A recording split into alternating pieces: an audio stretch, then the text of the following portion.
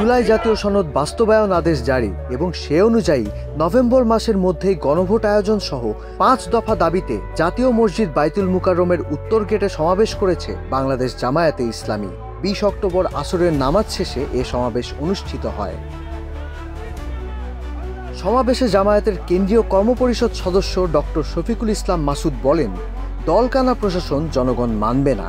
2024 সালে শুধু শেখ হাসিনার বিরুদ্ধে লড়াই হয়নি, লড়াই হয়েছে দলকানা প্রশাসনের বিরুদ্ধে।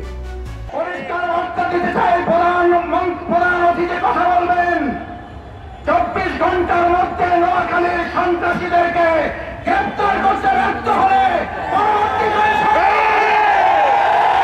যদি আপনারা মনে করেন দলকানা প্রশাসন হবেন, দলকানা প্রশাসন মানবে না জনগণ।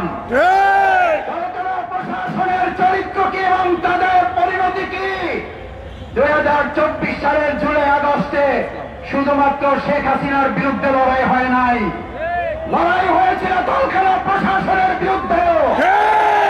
গণ অভ্যুত্থানের পর দাবি আদায়ের জন্য রাস্তায় নামতে হবে বলে বাংলাদেশের মানুষ আশা করে না।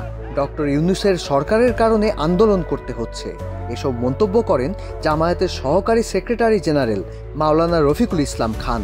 গণ অভ্যুত্থানের পর আবার দাবি আদায়ের জন্য রাজপথে নামতে হবে, এটা বাংলাদেশের মানুষ কোন সময় আশা করে নাই। কেন আন্দোলন করতে হচ্ছে বাংলাদেশের মানুষকে?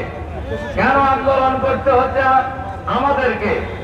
এর প্রধান কারণ আমি বলবো ডক্টর ইউনূসের সরকার। সমাবেশ শেষে বাইতুল মুকাররমের উত্তর গেট থেকে বিক্ষোভ মিছিল বের হয়। এতে পিয়ারের দাবিতে স্লোগান দেন জামায়াত নেতাকর্মীরা। পরে মিছিলটি কাকরাইল মোড়ে গিয়ে শেষ হয়।